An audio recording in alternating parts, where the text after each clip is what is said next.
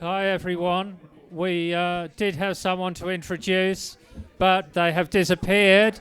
So instead I am introducing to you the fabulous Anna Secret Poet, who's going to do 10 minutes or so before I do something. So here's Anna Secret Poet. Hey! Greetings! Oh, yes, Anna Secret Poet. I'm going to sing a few songs and then I'll scuttle away. Can you hear this okay? Aye. This is a song called There's a Noose Loose About This Hoose.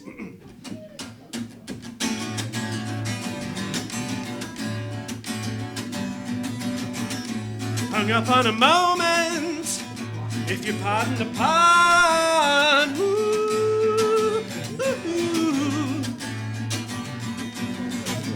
Too manic to think straight, a bad usage of time.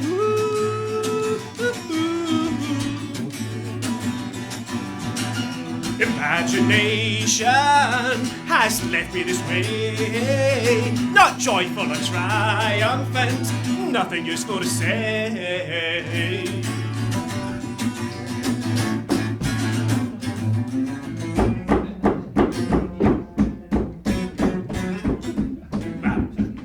You get the idea anyway. Descending notes. If you see the attraction, you might end up left behind. Ooh, ooh, ooh. It's not a question of timing, you will be happy to know. Ooh, ooh. The awkwardness I felt in my dream, it keeps spilling out. Confess your struggle, your interior puzzle. Ooh, ooh, ooh. But do I see faith returning like a birthday surprise? Ooh, ooh, ooh. Imagination has left me this way, not joyful or triumphant, nothing useful to say.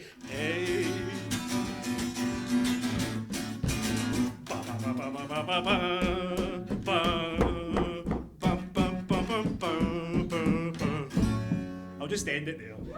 It fades out anyway on the record. Excuse me, thank you. That's overly kind. This next song is about an incident that happened in work about 10 years ago. I used to go to the canteen and I would get a roll and sausage in the morning. It was like 2 link sausages, and the woman that worked there used to give me 3 link sausages. I think maybe she liked me, I don't know. So this song's about her. It's called Bonus Sausage.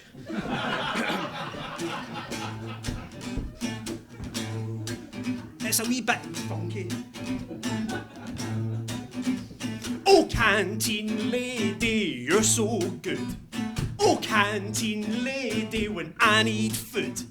Oh, canteen lady, I must pay you homage, for you always give me an extra sausage. I count my sausages, 1, 2, 3. I look at you and you look at me. I count my sausages, 1, 2, 3, because I only get 2 normally. Ooh, ooh, ooh.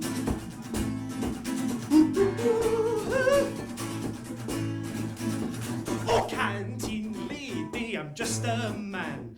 I'll let that sink in. There's many things I don't understand, like measurements, weights, and centimeters and feet, and why you keep on coming back for your processed meat. I count my sausages in deux, trois, and you ask me if I want butter with that. I count my sausages crisp and brown before I sputter them with ketchup and I gobble them down. Ooh, ooh, ooh.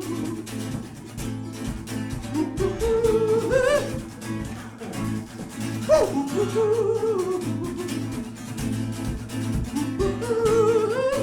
And at this point there's a wee keyboard that goes doo-doo-doo-doo, doo-doo-doo-doo-doo-doo, or some such.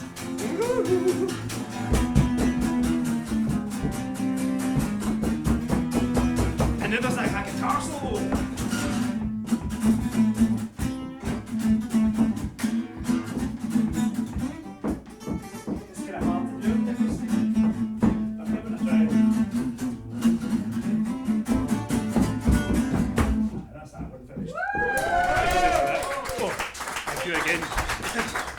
had budgeted for 3. How are we for time? I don't know. Is that like, whoa. Should I do 2 or should I be cheeky? Or should I just do 1? Because I know obviously we're sitting for time. Are you sure? Okay, I will be brief. This song's called Naked Statues. It's about the joy of being naked and all that kind of thing. What's wrong with being naked? Zuckerberg gonna lose his tiny mind. Everyone has got nipples, and bums are just swell, don't leave them behind. Mythology is so sexy, body positive before that term was coined. History was so horny, they didn't follow their hearts, they followed their loins. What's wrong with being naked? Think of all the naked people in paintings and all those naked statues. Junk proudly on display for everyone to see. I want to be a naked statue. I want to be a naked statue too. I want to be a naked statue. I want to be a naked statue with you.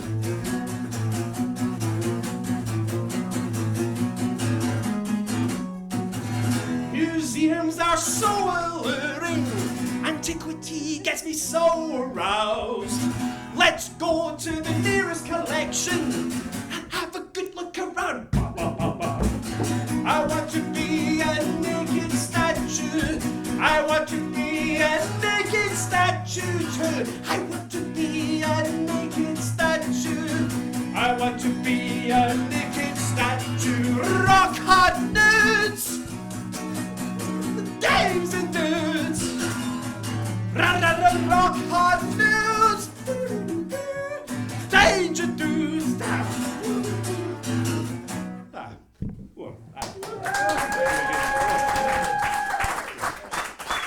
All these songs you can get online on Spotify and Deezer and all these other things I don't use. In fact, I brought a new EP out last week on New Reality Records, the same label as this fine gentleman here.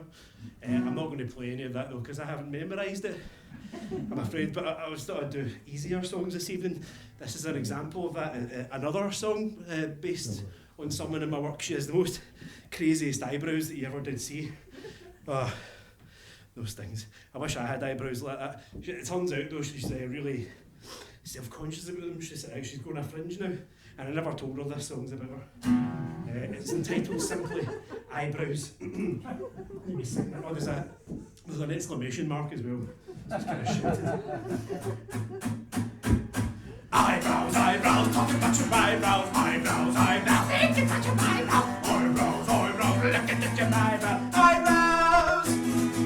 HD lady painted up a trait. It's early in the morning, you don't think I'm some fleek. I'm hypnotized, I'm fascinated. My own caterpillar's got me frustrated. Eyebrows, eyebrows, talking about your eyebrows, eyebrows, eyebrows, thinking about your eyebrows, eyebrows, eyebrows, looking at your eyebrows, eyebrows. And moral blame mistress never gonna play. Not a single drop of wax is ever gonna touch your head. Society gas is just a roll along. You don't even know you're in this song. Ha ha! Eyebrows, eyebrows, talking about your eyebrows, eyebrows, eyebrows, thinking about your eyebrows, eyebrows, eyebrows, looking at your eyebrows, eyebrows. In my eyebrow daydream, I lick your face to see if your eyebrows come off and find out how they taste. And this is the metal bit, which we just have to imagine.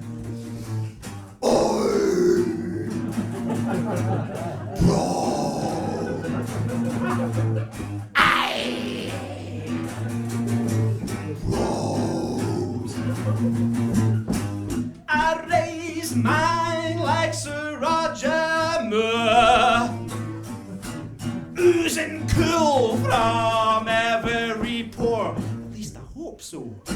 Brezhnev and Mr. Spock too can never hope to have a pair like you. Oh, eyebrows, eyebrows, talking about your eyebrows, eyebrows, eyebrows, thinking about your eyebrows, eyebrows, eyebrows, looking at your eyebrows, eyebrows, eyebrows. Hey. Thank you very much.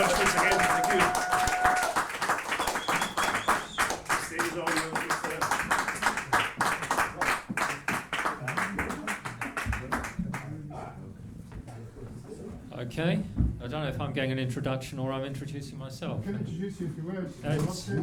Do you want to introduce me? Yeah, I'd love to do that. Okay, this is like a Fluxus performance. We can't get to the act because we keep passing around. I'm ripping off Patrick, actually. All right. Yeah, thanks, Hannah. That was amazing. Been looking forward to that. I just wanted to say a few quick words about this book. When Stewart posted this event on Facebook, which is actually supposed to mark the launch of the hardback of Pure Mania, the first comment underneath was, "Hardbacks are bourgeois crap." And the irony was, I sort of kind of agreed with it, really. But at the same time, all the poster really showed was their actual imperialist roots and ignorance, because if they knew anything about, for example, publishing culture in India and Bangladesh and Pakistan, they would know that the hardback is in fact the proletarian form of book publishing. Less so here though, but we do have we don't actually have the hardback here. The irony, I suppose, finally on the poster is that the capitalism always wins. The publisher's got all bases covered with a proletarian and bourgeois edition of this book. I just wanted to bring your attention to, however, Necrocard, which Stewart made as a provocation in about 1999. This card, which you'll be able to see if you've got your reading spectacles with you, will permit people to permit sexual activity with your body after your death. When we discovered that these cards were now selling for 40 or 50 quid on not just eBay but art retail sites, Stewart went into his archives and had managed to dig out 60 or 70 or so. So we're actually giving them not quite giving them, but you can get one with a copy of the paperback of Pure Mania tonight, or just beg him because he's quite on. Yeah. Anyway, that is the introduction. Apart from, I have to point out, I know this is Glasgow, but when I was waiting for a friend outside, someone just came up and went, "They do a cop." And I thought, fucking hell, is that what it's come to? If that is the case, people, please, before I leave here tonight, I need one of those Grease kind of bad girl makeovers or something, because the last thing I want is to go around looking like a fucking cop. Please. Anyway, on that note, Mr. Stewart Home, everyone. All right. No, I mean, we're going to talk about Pure Mania. I'll talk about it a bit more. But when the original edition came out with Polygon in 1989, I had this idea that at the time a lot of publishers were publishing reprints with smaller versions of the original cover on the front. So I thought, well, this is the first edition, so we'll make it like a reprint. And then a little way down the line, we'll get the reprint that looks like the original. And it only took 34 years. But it just goes to show that if you've got your mind on the culture, you can do it. What I'm going to do next is a little bit of a mix-up, and I'll lead it in. It leads very nicely into Pure Mania. It was originally kind of conceived as a performance with a woman called Katia Khan, who was a very active artist who died before we could do the performance. And kind of relates to my interest in martial arts movies. So this is Re-Enter the Dragon, my book about Bruceploitation film. And Katia was half North Vietnamese, North Korean. My brain is going. And obviously I, liking martial arts movies, know quite a lot of martial arts movies. So this covers not just the Bruce Lee clones, but it does cover the Bruce Lee clones to include Bruce Lee, spelled L-I, Bruce Lee, spelled L-E, and of course Dragon Lee from Korea. So originally what I'm going to do was conceived, I'm wearing the suit, to be something much more complex involving Korea, but as I never got to do it with Katia because she died suddenly before we could do it, we've got a kind of cut down version of what it is. These things are all for sale, so Anna also has some CDs here, and I got some books and CDs, so if you want to buy them after, ask. But we're going to kind of go back to kind of what led up to Pure Mania and led up to a lot of things I do. And we have on screen, Peter's going to move them forward for me as we go. first of all, one of my big inspirations. When I was 9 years old in 1971, I heard Get It On and Jeepster by Mark Bolan. And he was the kind of first pop performer that I was really into. And one of the lovely things about Mark Bolan was how that kind of androgynous look. I thought he was just the greatest of all the glam rockers, and still do. Still a huge fan of Mark Bolan. But obviously you get older and your interests change. So if we go to the next picture, the next thing I got into when I was 12 in 74, in a big way, apart from music, was Bruce Lee. And that kind of went from that androgyny thing to hypermasculinity. Bruce Lee in his yellow jumpsuit, which I'm wearing the Una Thurman copy of. As you see, these things go from kind of male to female.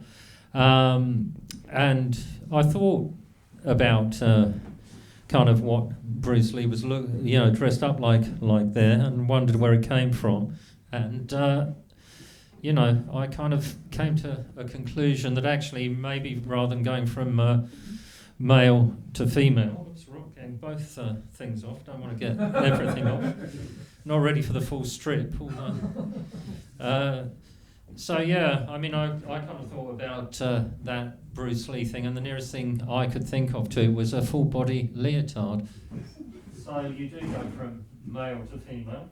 That's really not doing this well tonight. I should have holding on to there, practice my strip, pulling the mic down. It's all part of the act, really. It's all planned, like the drunk ventriloquist. So. Yeah, we've gone from male to female, and that's hypermasculinity often tips over into its opposite, and we can see that if you know the Careless Bruce, Careless Whisper re-edit of the famous scene with Chuck Norris, which I think Peter has on here. If you don't know, you'll see this meme that was very big a year or so ago.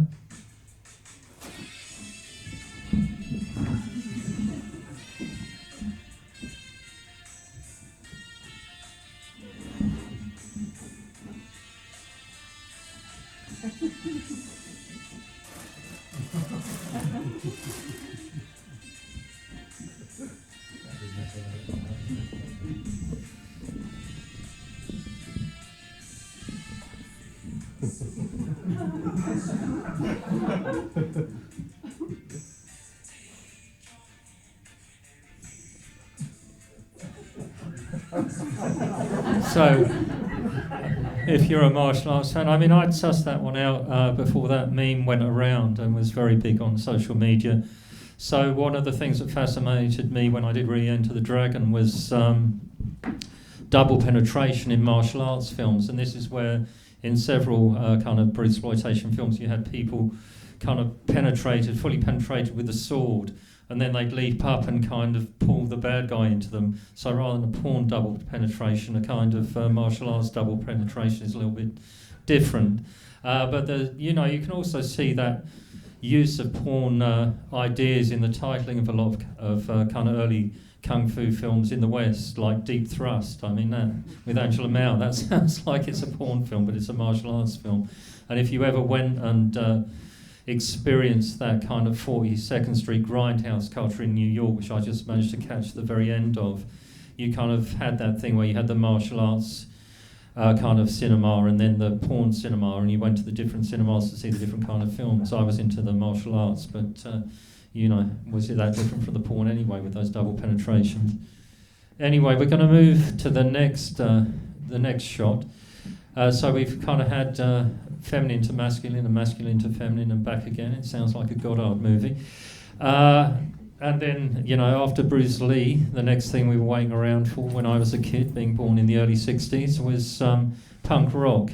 But to me, Susie kind of looks quite like Mark Bolan in terms of the makeup. I mean, you can see other influences on her if you've seen Tinto Brass's Salon Kitty.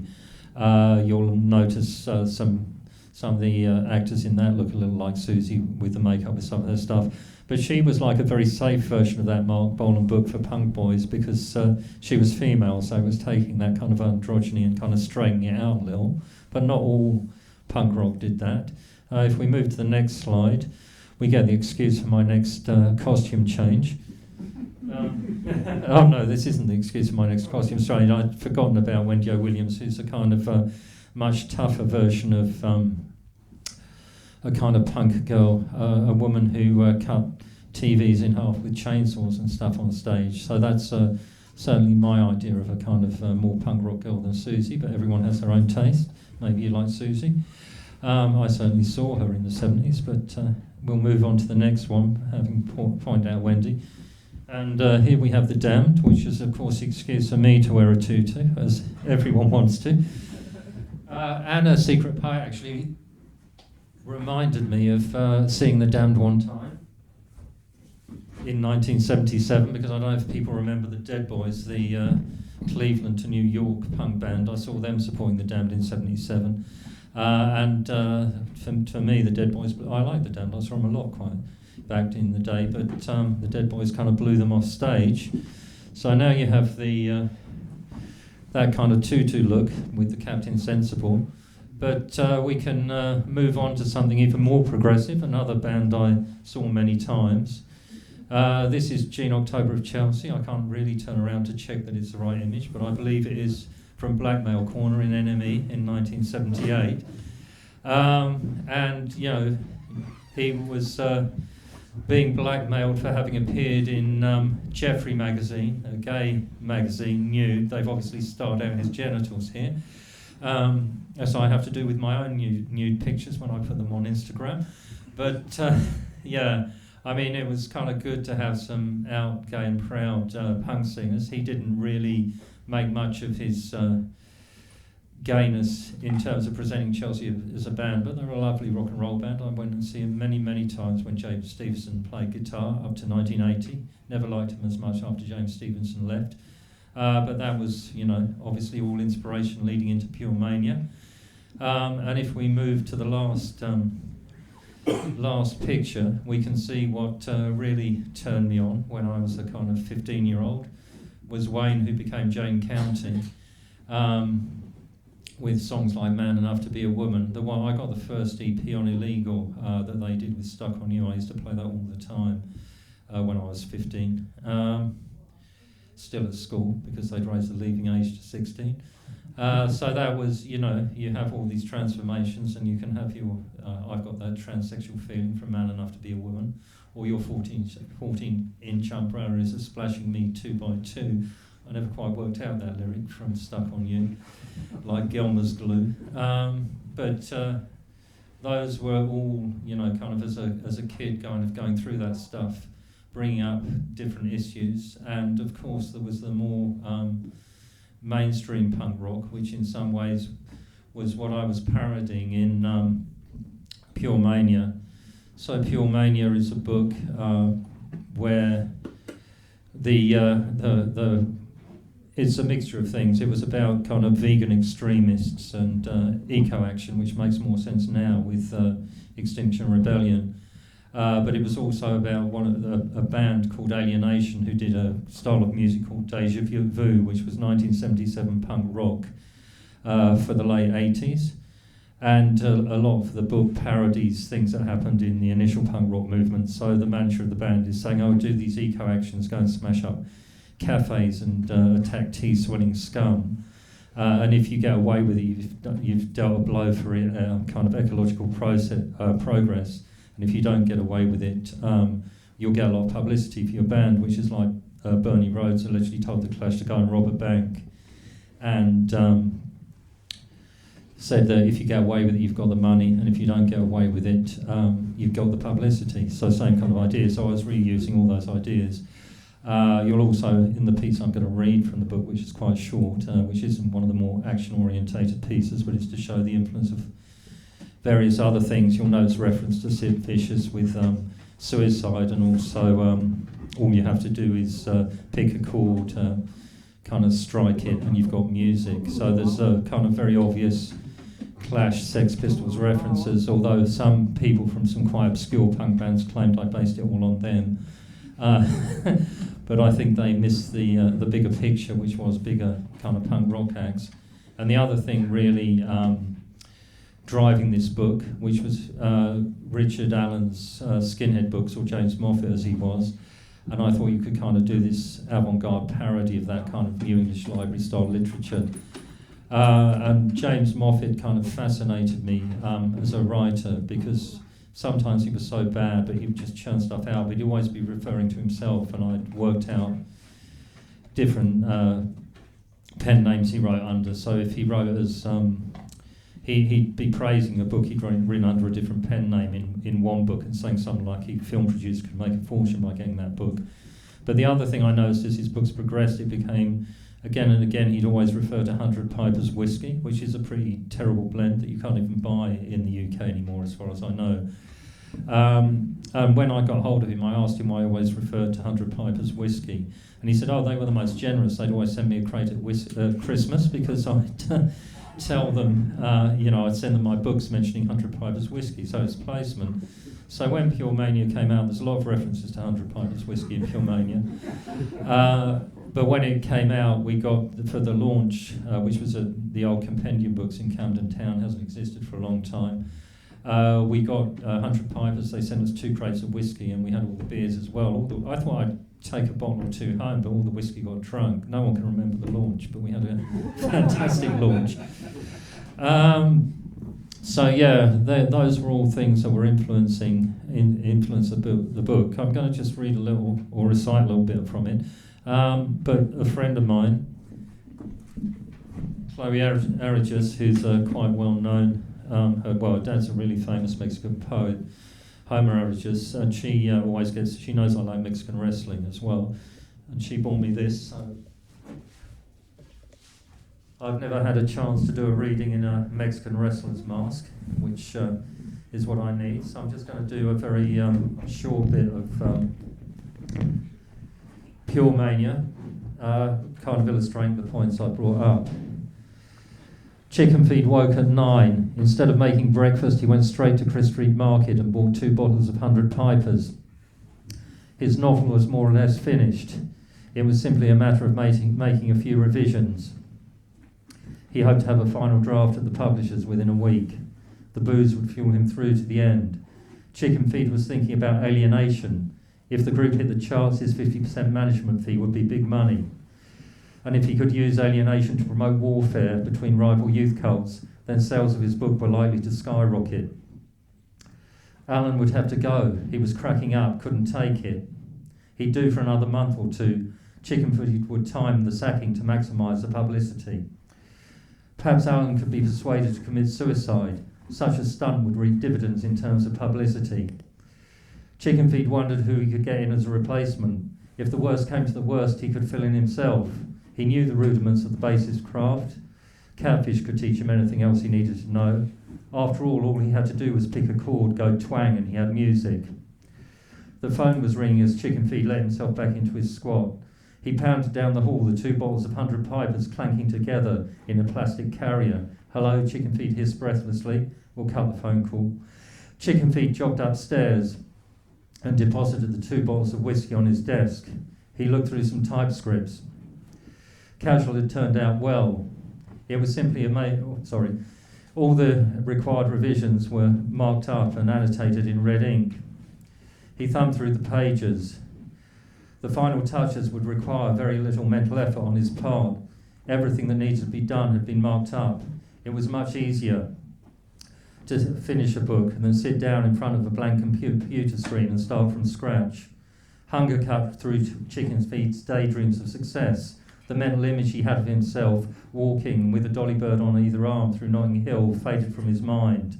The radio blared as Chickenfeed grilled toast. It was only a matter of time before he pulled himself out of the poverty trap.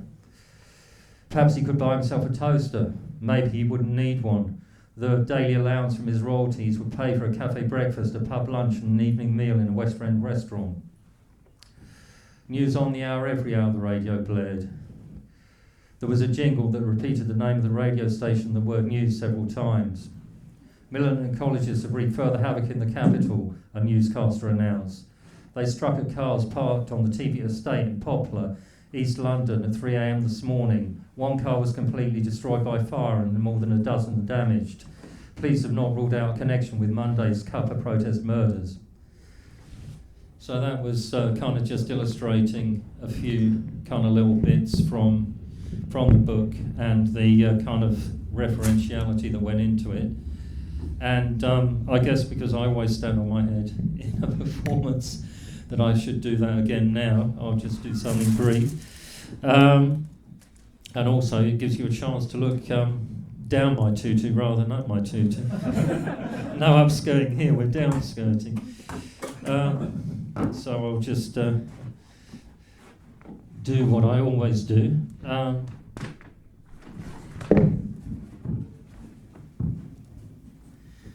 That should be about right. And again, my collected poem, Send Cash, I'm just going to do one quick poem from that, which is gravity's a useful thing. It makes the world go round. It keeps the stars up in the sky and us down on the ground. So that's about it. I did write quite a few more poems, but I've done them before, and I don't have the books for sale here, but you can order them online, a tenner, a bargain. I don't know if I can do the usual kind of readings from Defined Pose or whatever, but you heard that last year, so I'll probably just leave it at that. There are some people who haven't heard it. Yeah, do people want me to do it? Okay. I can do that. Now I wish I kept my mask on. Okay, so this is some of the more kind of action scenes in Pure Mania, like, the main characters, if you can call them characters, kind of breaking into cafes with baseball bats and beating people up. And this is from the follow-up novel. I did 5, which were basically using this idea of pastiche from New English Library, kind of filtered through kind of nouveau roman and surrealist ideas about inscribing pulp, elements of pulp into avant-garde fiction, but I was using a kind of Baudrillardian simulationist model at the same time, so I wanted to copy the pulp plotting to a certain way, but make it very repetitious, so it deconstructed itself. And this particular passage was also very influenced by Klaus Taberleit's Male Fantasies 1 and 2. He was that rare thing, a German anti-Oedipal theorist. So he talks about the malformation of the fascist ego and how it's externalised based on a reading of 1920s Freikorps literature. So there's a fear of kind of boundaries and breaking of boundaries, which is what we get into in this this piece of text. I do have something else. I just need a drink. I do have something else to do after this, but I will do this brief reading. So this is, kind of similar to what you'll get in Pure Mania, which you can buy tonight. The reprint, 25th anniversary reprint of Defiant Pose is out of print again, sold out. So you can't buy this unless you buy it second hand, but you can get Pure Mania, which isn't so different. Parliament Square was a riot of colour and action. Flames were leaping from Big Ben and Westminster Abbey. The trouble had spread down Millbank, and word had just reached those at the epicentre of the disturbances that the Tate Gallery had been fired. The news that billions of pounds worth of modern art was going up in smoke brought loud cheers from the crowd. As street-hardened proletarians, they understood the oppressive function of bourgeois culture. They were going to build a new world, without art or any of the other elitist garbage that characterises a reigning society.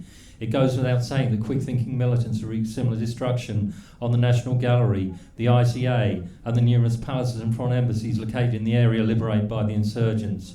Terry found Joyce at the very centre of Parliament Square. She was in his arms as Big Ben crumbled and went crashing into the Thames.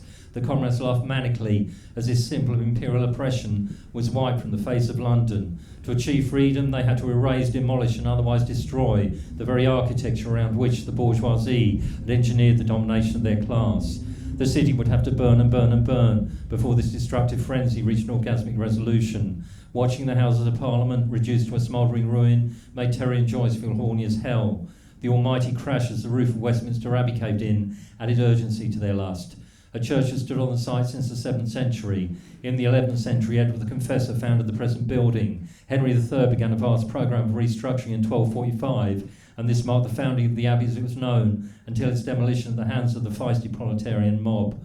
Cloisters and monastic buildings had been added in the 14th century, the nave and aisle being rebuilt around the same time. Then in the 16th century, Henry VII built the Eastern Chapel, which was named after him. With the exceptions of Edward V and Edward VIII, every monarch since William the Conqueror had been crowned within the dusty confines of its architectural abortion. Many members of the aristocracy had been laid to rest within the building, and it was good to know their bones were getting a roasting. The destruction of this ancient monument marked the end of Britain's Christian experiment and a return to the country's traditional pagan values of polymorphous perversity. And if the royal family wanted to stick with the religion it had foisted upon an unwilling underclass, the entire Windsor clan could go and fuck the Pope. The masses had no use for overpaid spongers whose gene pool had been poisoned from years of inbreeding. Hand in hand, Terry and Joyce ran through Victoria Tower Gardens. Upon reaching the edge of the Thames, they leant over the stone parapet and beneath them saw what they'd been hoping to find. Joyce jumped down into the rainbow, then spread her arms to catch Terry as he climbed over the wall and lowered himself into her embrace. Terry's mouth met Joyce's lips, and the girl from Seven thought heaven was in his kiss. She wondered whether the boot boy was going to suck the soul from her body.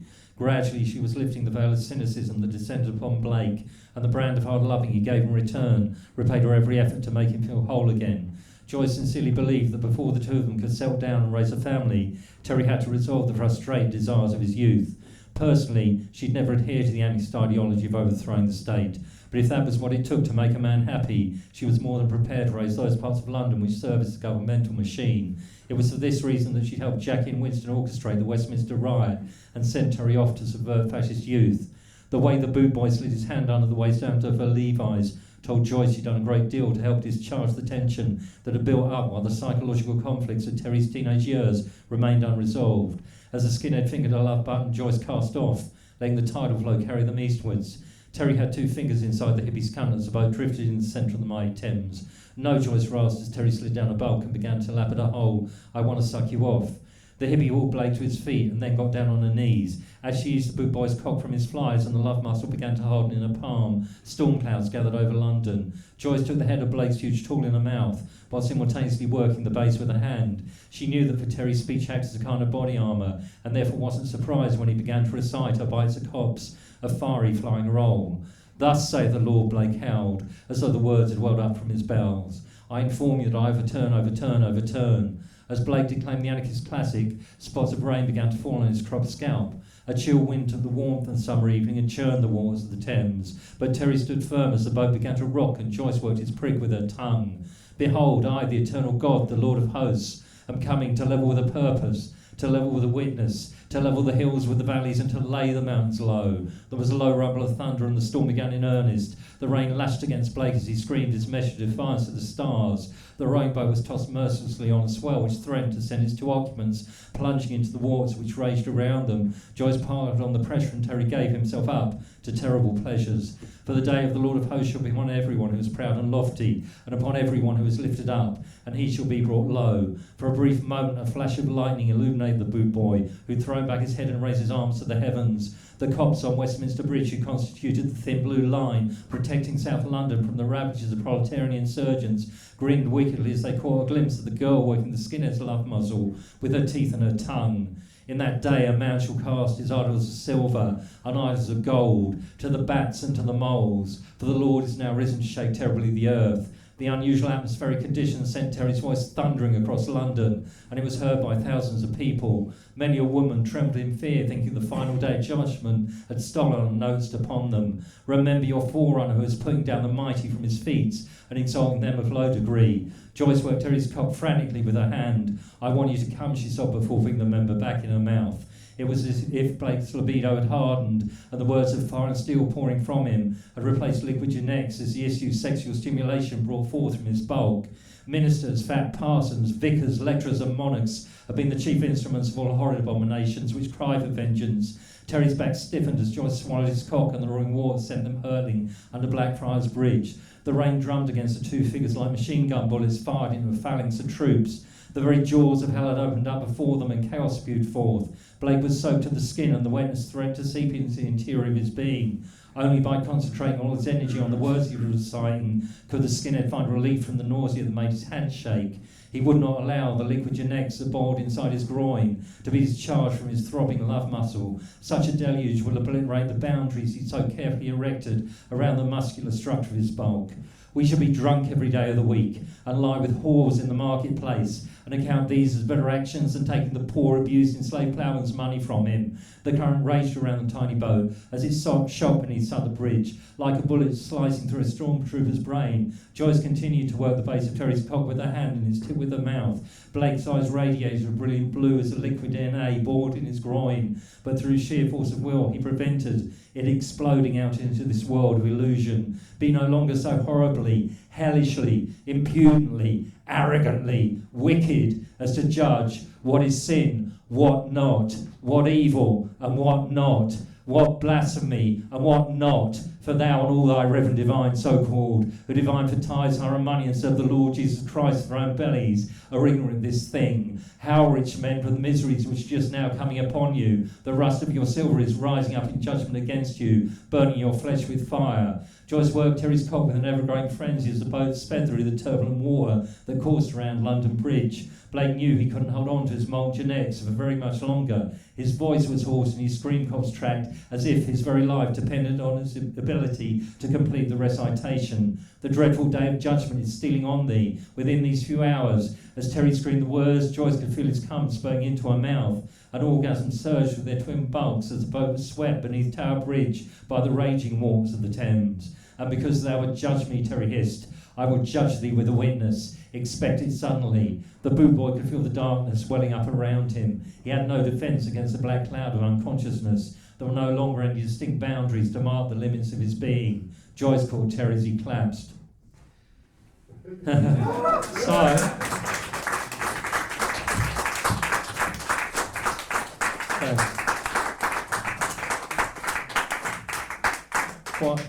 What I'm definitely not doing again tonight, which I did do last January, is get out my David Hockney doll and beat him. I demonstrate how to do that. But since I was here, I've kind of incorporated an audience participation into that act. So I do have a few art school orgy badges, and if anyone wants them, rather than the doll being beaten, we need someone to come up. You've got a choice. I haven't brought my martial arts weapons this time, so you've got a broken lightsaber or a cat of nine tails. So if anyone wants some audience participation or a badge, you're welcome to come up. I'll just bend you over this chair and whack you. In London, I always get a volunteer, but... what would you like? Put your arm. What would you like? Hands on the chair. Okay. Do you want the cat or the lightsaber? The lightsaber.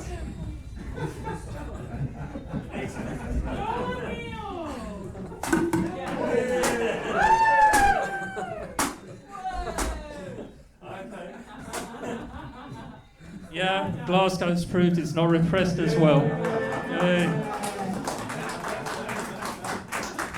And we do have one final piece of audience participation. But this is where you get, unless anyone else wants to have experience a beating. Oh no, okay, doesn't look like we're that unrepressed here yet.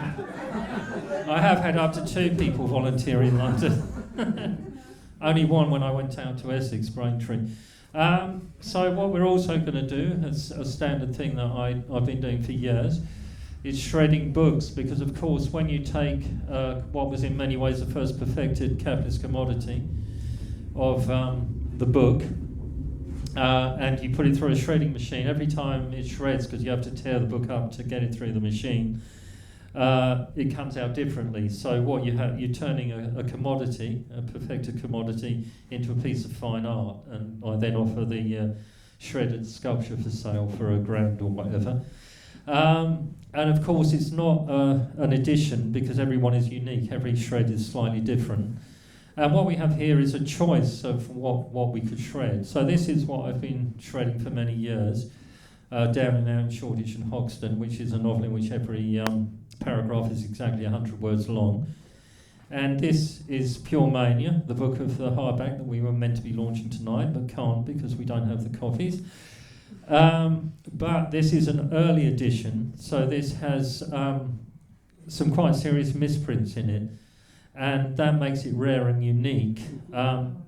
So while when I shred this, it reduces the number and potentially increases the cost, this one is definitely rarer and worth more money already, because how many copies were there with the misprints, Peter? 70 or so. 70, so I have shredded at least one. I shredded one at Tyrone, didn't I? You did. So I don't know if Peter has any with him tonight. I've got 8 actually left. Are these with the typos? Yeah. Yeah, so this is the rare typo edition. Not those No, ones. not those ones. Okay, he does You have... can tell the difference actually in the back, because the proper one has got the word cult, and the wrong one has got the word groundbreaking. Oh, right. So now we know. Now we know. So... Cult, groundbreaking. Cult, Okay. groundbreaking. Just right there. Oh, right. Yeah.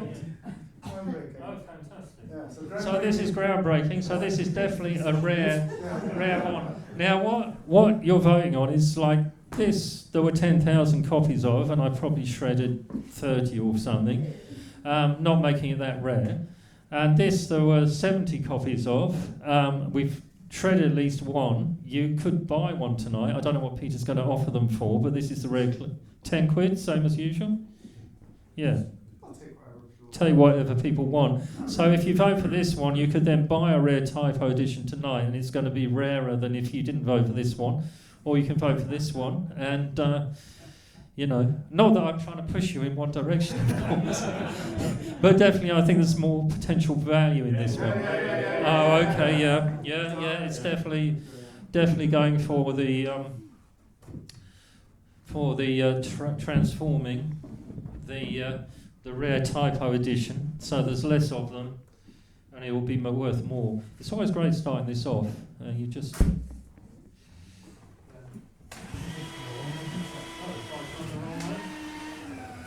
Yeah, I went the wrong way, not used to my machinery. The other great thing about this is that you can, you don't know if you're going to wear out the motor of the machine as well, because you're not really supposed to continuously shred for that long. Although, in fact, yeah, I think the last time not when I shredded in Scotland, the last time I shredded in London, I did actually break the machine. So it's, will technology survive the art process as well? But as you can see, although we're making the typo edition rarer and increasing its value, we're also transforming this particular copy of the typo edition in, oops, probably too many pages there. It's not liking this, so I'm going to give it a little break. I think you have to, usually these say about 4 or 8 pages at a time. We do want to get this one entirely through, because you wouldn't want there to exist a rare half copy of this, which might be worth even more than a complete copy. We want it entirely shredded and the value increased. It's I started doing these, I can't remember exactly when, but about 15 years ago, so well before Banksy did his shredded painting. Oh yeah, it's stopping. It's getting them all the way through. But as you can, are you seeing the? Oh, that was really misfed. So that will make it extra special, different from all the other editions. Really badly put in. So shred-editions. Oh, yeah. Look at the angles those are going at. That's not going to look like any of the others. This is going to be a very rare copy.